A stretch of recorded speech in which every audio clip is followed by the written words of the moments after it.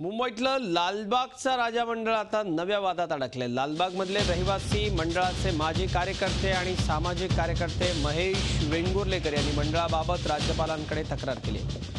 माझ्या सहकारी दीपाली जगताप पाटील यांनी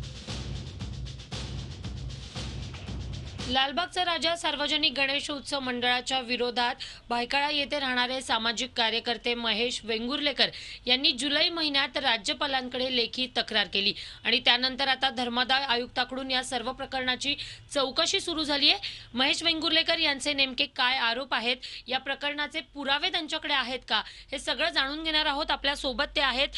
काय नेमके तुमचे आरोप आहेत आणि काय पुरावे तुमच्याकडे सध्या आहेत आणि प्रकरणाची पुढची चौकशी कशा पद्धतीने राहणार आहे?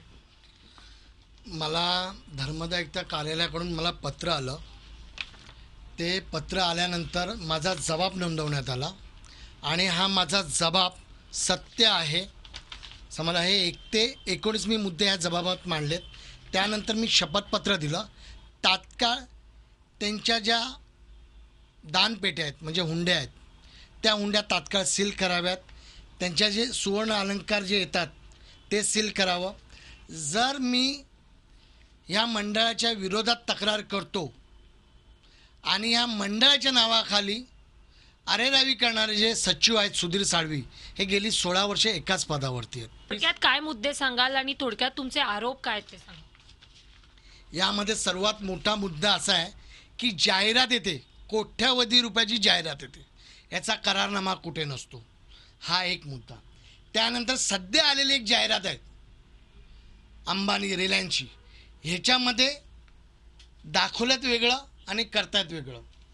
त्यानंतर ह्यांची 34,000 रुपये, रहिवाशांची 34,000 रुपये वर्गणी आहे आणि या वर्गणीमध्ये हे बक्षीस समारंभाला, रहिवाशाच्या बक्षीस समारंभाला ते 40 ते 50 लाख 90 लाखापर्यंत खर्च केला जातो।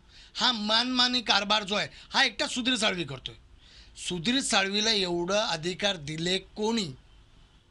जर इतर लोकांवरती, राजकारणी लेखांवरती कारवाई होऊ शकते, मग सुधीर साळवीवरती कारवाई का होऊ शकत नाही? हा जनतेचा पैसा जो तो उधळवतोय, ह्याच्यावरती माझे जे 21 मुद्दे आहेत त्या मुद्द्यांवरती माझा पूर्ण म्हणजे ठाम माझा आरोप आहे की याची निपक्षपाने चौकशी करावी।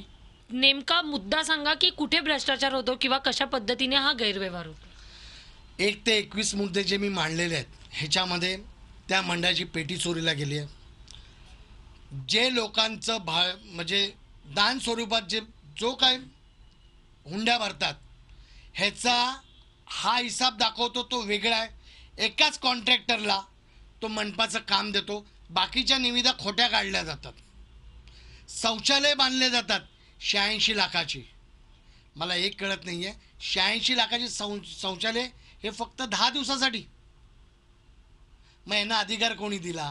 सार्वजनिक गणेशोत्सव मंडळ जे आहे ते यावर काही प्रतिक्रिया देतं का आणि पुढची चौकशी कशी होते याकडे देखील लक्ष देणं गरजेचं आहे।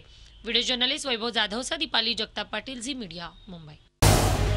झी 24 तास रहा एक पाऊल पुढे।